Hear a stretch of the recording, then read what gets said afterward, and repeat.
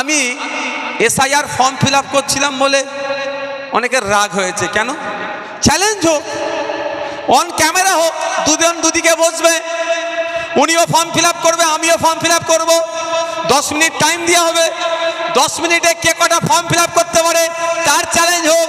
দেখবেন ভাঙড়ের বিধায়ক 10 মিনিটে একাধিক ফর্ম ফিল আপ করেছে, আর উনি 10 মিনিটে 20খানা পেন ভেঙে ফেলেছে। কি গো, কম্পিটিশনটা তো এটা হওয়া দরকার। আর নাহলে পারবো না ভাই, তুমি আমার থেকে ভালো আছো। আমি যেমন বলি, হ্যাঁ আপনি যেভাবে বোম বানতে পারেন আমি বানতে পারি না, আমি ওখানে ফেল। আমাকে যদি বলে 10 মিনিট টাইম দিয়ে কে কটা বোম বানতে পারো দেখা যাক, আমি বলে আমি পারবো না, আমি পারি না, তো আমি ফেল, আমি ওখানে হেরে গেছি।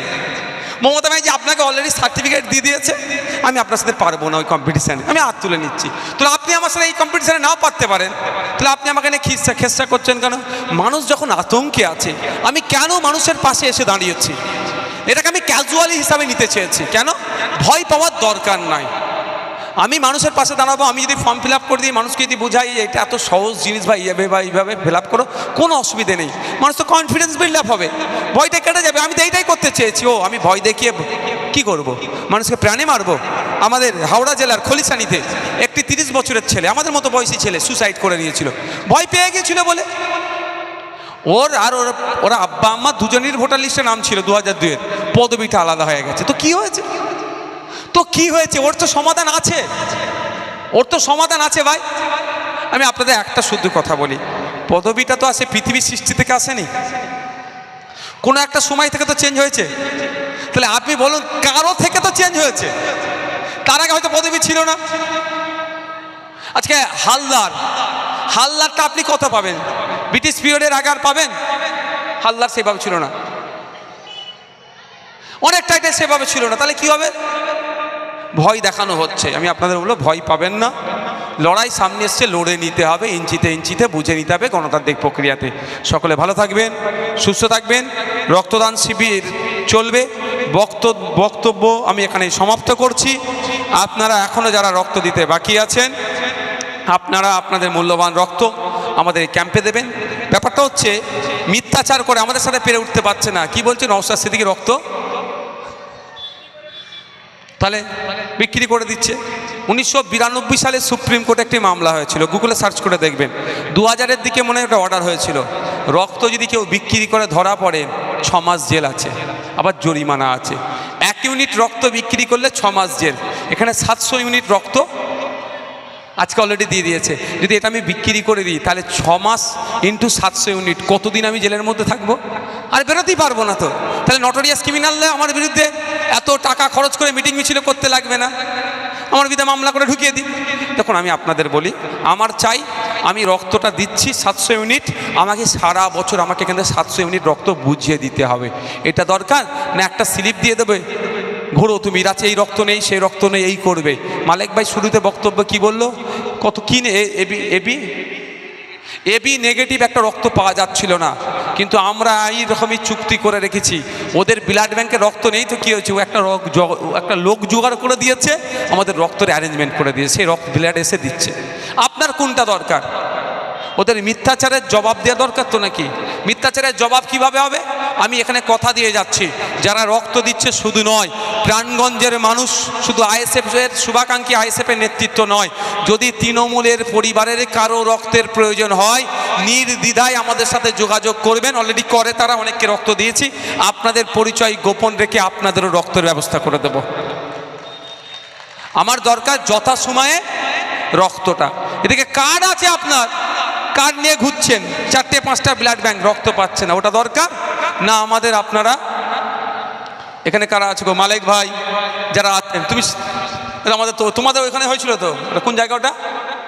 বিবি রাইটের যে যেখানে নেতৃত্বদের ফোন করলেন, বাবু আমার রক্তের দরকার, সেটা অ্যারেঞ্জ করে দেবো না কার্ড দেবো? কোনটা লাগবে বলেন? কোনটা আপনারা চান? যেটা চাইবেন সেটাই দেবো।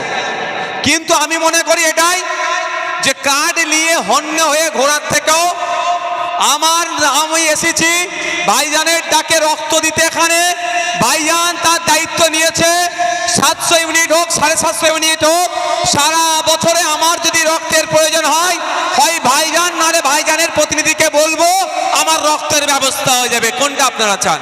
আমি মনে করি আপনাদের বিধায়কের ডাকে যেমন ভরসা করে এসেছে, আমার প্রতি ভরসা রাখুন। আর কেউ বলতে পারবে না এই 2021 সালের পর থেকে বিধায়ককে বা তার দলের লোককে ফোন করে যে রক্ত চেয়েছি রক্তের ব্যবস্থা করে দেয়নি। হয়তো কিছু সময় আগে পরে হয়েছে, কিন্তু ব্যবস্থা হয়েছে। তবে কিছু লোকেরও ভাই আমি ব্যবস্থা করে দিচ্ছি না আজকাল। কাদের বলুন তো? তৃণমূলের লোক ব্যাপারটা নয়, তারা প্রাইভেট হসপিটাল চালায়। আমাদের কাছে কিছু কিছু রিপোর্ট আসছে, প্রাইভেট হসপিটাল চালায়, তারা আমাদের কাছ থেকে বিনামূল্যে রক্তটা নিচ্ছে,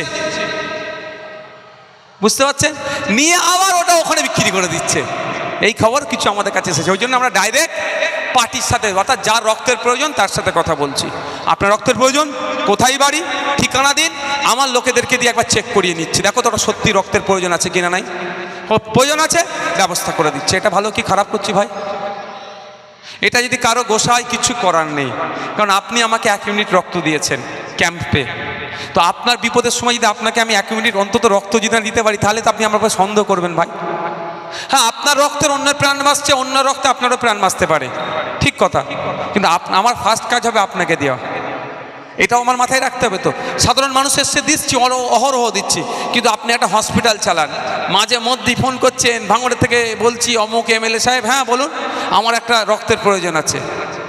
তা সে যদি মানুষকে বিনামূল্যে দেয়, সেটাও প্রশ্ন আসছে না, সে আবার ওটা, বুঝতে পারছেন? তাহলে ওটা তো আমরা করতে দেবো না ভাই। এতে অনেকের রাগ হচ্ছে। ব্যাপারটা কি জানেন? আঙ্গুর ফলকে শিয়াল কখন বলে বলেন তো? টক। কখন বলে? যখন চেষ্টা করে খেতে পারে না, হয়ে ওঠে না, পারতে পারে না, তখন কি বলে? যাওয়ার সময় টক ফল বলে বেরিয়ে যায়। তো আমাদের সাথে কম্পিটিশানে পেরে উঠতে পারছে না, যেমন হোক হেন তেন প্রকারে আমাদেরকে মিথ্যাচার করবে। তবে ভাঙড়ের মানুষ, রাজ্যের মানুষ ভালো করে জানে যে নওশাদ সিদ্দিকী অন্যায়ের করে না, অন্যায়ের কাছে মাথা নতও করবে না, অন্যায়কে প্রশ্রয়ও দেবে না। ধন্যবাদ সকলকে, ভালো থাকবেন। যাদের বাকি আছে তারা লেটেস্ট আপনাদের আপডেট দিচ্ছি। 775 জন অলরেডি রক্ত দিয়ে দিয়েছে। এই রক্ত যোদ্ধাদেরকে আমাদের এই মঞ্চের পক্ষ থেকে, আমরা প্রাণগঞ্জ অঞ্চল কমিটির পক্ষ থেকে ধন্যবাদ জানাই। আর যে সমস্ত আমার বোনেরা ভাইয়েরা আজকে ভলেন্টিয়ারের কাজ করেছে, ভালো লাগছে। অনেক মহিলারা এগিয়ে এসছে, তারা লেখালেখি করছে। আমরা তো এটা চাই, মহিলারা এমপাওয়ার হোক। আমরা আমাদের পার্টির যে বুথ কমিটি তৈরি হচ্ছে, সেই বুথ কমিটিতে 2 জন করে মহিলা রাখার কথা বলেছি, আর 1 জন করে ছাত্র রাখার কথা বলেছি। কারণ এই মহিলারাই আগামী দিনে সমাজে পথ দেখাবে। অর্ধেক পৃথিবীর অর্ধেক আকাশ মহিলারাই দখল করে রেখেছে, তাদেরকে কোনোভাবে আমরা অবজ্ঞা করতে পারি না। আইএসএফে হিজাব পরে এসেও আইএসএফ করতে পারে, বোরখা পরে এসেও আইএসএফ করতে পারে, শাখাপলা লাগিয়ে এসেও আইএসএফ করতে পারে, কোনো বাধা নাই। অর্থাৎ তার ধর্মীয় পরিচয় রেখে তিনি আইএসএফ করবেন। ধন্যবাদ মা বোনদেরকে যারা আজকে আমাদের স্বেচ্ছাসেবকের ভূমিকা পালন করেছেন। ধন্যবাদ জানাই যে মেডিকেল টিম এসে আজকে আমাদেরকে সহযোগিতা করেছে। আবারও মিডিয়ার বন্ধুদেরকে ধন্যবাদ জানাই, দর্শক বন্ধুদেরকে ধন্যবাদ জানাই, পরিশেষে আবারও পুলিশ বন্ধুদেরকে ধন্যবাদ জানাই। সব সমস্যা কি জানেন? পুলিশদের কি অবস্থা জানেন? মন্দিরের ঘন্টা। দেখবেন যে পুজো দেয় সেও ঘন্টা বাজায়, যে পুজো দেয় না সেও ঘন্টা বাজায়। দেখবেন, আপনি খোঁজ নিয়ে দেখেছেন একটা পুলিশ কতক্ষণ ডিউটি করছে? জানেন আপনারা? একটা সরকারি কর্মচারী কতক্ষণ ডিউটি করবে? 8 ঘন্টা। 8 ঘন্টার বেশি সে ডিউটি করবে না। আর আপনার ভাঙড় থানা তো, এবার জিজ্ঞাসা করে দেখুন কতক্ষণ ডিউটি করে? 10 ঘন্টা, 12 ঘন্টা, 14 ঘন্টা। কেন করবে? আমাদের আওয়াজ তুলতে হবে। মাননীয়া, আপনি পাড়াতে পাড়াতে থানা তৈরি করে দিন, কোনো আমাদের যায় আসে না। আমরা কি সমাজ বিরোধী নাকি? আমরা মারামারি, হানাহানি, গলি পিস্তলে ছুটাছুটি করি নাকি? আমাদের ভয়ের কি আছে ভাই? তো পাড়াতে পাড়াতে থানা করে দিন, কিন্তু থানাতে হলে পুলিশও দিতে হবে। একটা পুলিশকে আপনি 14 ঘন্টা ডিউটি করাবেন, এটা মেনে নেব না আমরা। তাই পুলিশ বন্ধুদের জন্য আমাদের আওয়াজ তুলতে হবে। পুলিশে 2.5 লক্ষ শূন্য পদ আছে, ওই শূন্য পদ পূরণ করতে হবে। পুলিশেরকে 8 ঘন্টা ডিউটির ব্যবস্থা করতে হবে, তার বেশি না ডিউটি হয়। আর সর্বোপরি পুলিশ সহ সরকারি কর্মচারীদের কেন্দ্রীয় হারে দিয়ে দিতে হবে। এই আওয়াজও আমাদেরকে তুলতে হবে। পুলিশ আমাদের সামাজিক বন্ধু, তারা আমাদের শত্রু নয়। পুলিশের গুটি কয়েক তারা সিট যারা বিকিয়ে দিয়েছে তাদের কথা বাদ দিন, এন্টায়ার পুলিশ সোসাইটিকে আপনি আমি খারাপ বলতে পারবো না। আপনি আমি শান্তিতে ঘুমাচ্ছি ভাঙড় থানার জন্য, কাশীপুর থানার জন্য, চন্দনেশ্বর থানার জন্য আপনি আমি শান্তিতে ঘুমাচ্ছি। ওরা আমাদেরকে নিরাপত্তা দিচ্ছে। আমাদের সমাজের একটা গুরুত্বপূর্ণ সদস্যর নাম কি? পুলিশ। তো পুলিশ আমাদের সমাজের বাইরে নয়, আমাদেরই তারা আপন। আমরা পুলিশিং সিস্টেমকে আমরাই নিয়ে এসেছি, আমরাই তাদেরকে মাইনে দিচ্ছি, ট্যাক্সের মাইনে, যাতে সমাজ সুষ্ঠুভাবে থাকে। তাহলে পুলিশের প্রতি আমাদের ভরসা আস্থা রাখতে হবে। সাথে সাথে পুলিশের কাছে অনুরোধ যে আপনারা আস্থা যাতে ঠিকঠাক থাকে তারও ব্যবস্থা করবেন, কোনো রকম অন্যায় দুর্নীতিকে আপনারা প্রশ্রয় দেবেন না।